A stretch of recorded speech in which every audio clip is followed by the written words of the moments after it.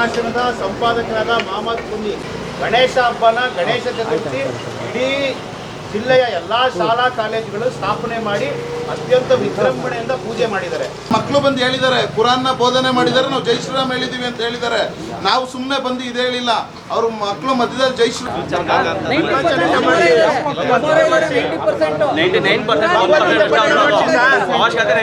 ಭಗವದ್ಗೀತೆ ಪಠಣ ಮಾಡಿಸಿ, ಕುರಾನ್ ಪಠಣ ಅವಶ್ಯಕತೆ ಇಲ್ಲ.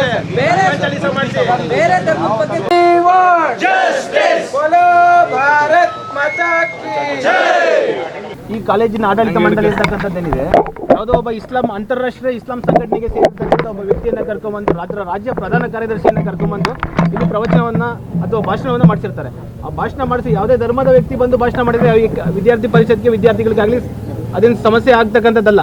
ಆದರೆ ಆ ಸಂಘಟನೆಯ ವ್ಯಕ್ತಿ ಆ ಸಂಘಟನೆ ಅಂತಕ್ಕಂಥದ್ದು ತುಂಬ ಭಯೋತ್ಪಾದನಾ ಸಂಘಟನೆಗಳಿಗೆ ಮತ್ತು ನೆಕ್ಸಲಿಸಂ ಸಂಘಟನೆಗಳಿಗೆ ಹಾಗೂ ಆಂಟಿ ನ್ಯಾಷನಲಿಸ್ಟ್ ಸಂಘಟನೆಗಳ ಜೊತೆಗೆ ತುಂಬ ಏನು ಸಂಬಂಧವನ್ನು ಹೊಂದಿದೆ ಅಂತಕ್ಕಂಥದ್ದು ತುಂಬ ಮನಸ್ಸಿಗೆ ನೋವನ್ನು ಉಂಟು ಮಾಡ್ತಿದೆ.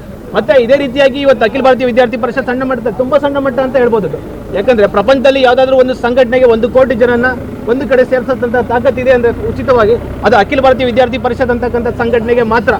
ಅದಕ್ಕೆ ಏನು ಮಾಡಿದ್ವಿ, ಇವತ್ತು ಚಿಕ್ಕ ಮಟ್ಟದಲ್ಲಿ ಏನು ಪ್ರತಿಭಟನೆಯನ್ನು ಮಾಡಿದ್ದೀವಿ, ಇದನ್ನ ಅವರು ಕಾಲೇಜು ಆಡಳಿತ ಮಂಡಳಿಗೆ ನಾವು ತಿಳಿಸಿದ್ದೀವಿ. ಆ ವ್ಯಕ್ತಿ ಯಾರಿದ್ದಾರೆ ಆ ವ್ಯಕ್ತಿಯನ್ನು ಕೂಡಲೇ ವಜಾಗೊಳಿಸಬೇಕು, ಮತ್ತು ಯಾವುದೇ ರೀತಿಯಾದಂಥ ಪ್ರವಚನಗಳನ್ನು ಇನ್ನು ಮುಂದೆ ಯಾವುದೇ ಮಾಡಿಸ್ಬಾರ್ದು ಅಂತೇಳಿ ನಮ್ಮ ಡಿಮ್ಯಾಂಡ್ ಏನಿಲ್ಲ. ಆ ವ್ಯಕ್ತಿಯನ್ನು ಸಸ್ಪೆಂಡ್ ಮಾಡಬೇಕು, ಆ ವ್ಯಕ್ತಿಯನ್ನು ತೆಗೆದ ಕಾಲೇಜಿಂದ ವಜಾಗೊಳಿಸ್ಬಿಟ್ಟು ನಂತರ ಏನು ವಿದ್ಯಾರ್ಥಿಗಳು ಅವ್ರ ಕಾಲೇಜು ಏನು ಇತಿಹಾಸ ಏನು ನೋಡಿಕೊಂಡ್ರೆ ಕಾಲೇಜು ತುಂಬ ಚೆನ್ನಾಗಿ ಪರ್ಫಾರ್ಮ್ ಮಾಡಿದೆ. ಎಲ್ಲ ವಿದ್ಯಾರ್ಥಿಗಳಿಗೆ ತುಂಬ ಶ್ರೇಷ್ಠವಾದಂಥ ಮಾರ್ಕ್ಸನ್ನು ವಿದ್ಯಾರ್ಥಿಗಳು ತೆಗೆದುಕೊಂಡಿದ್ದಾರೆ. ಅದೇ ರೀತಿಯಾಗಿ ಕಾಲೇಜ್ ಅಂತಕ್ಕಂಥದ್ದು ಏನು ಮುಂದುವರ್ಕೊಂಡು ಹೋಗುತ್ತೆ.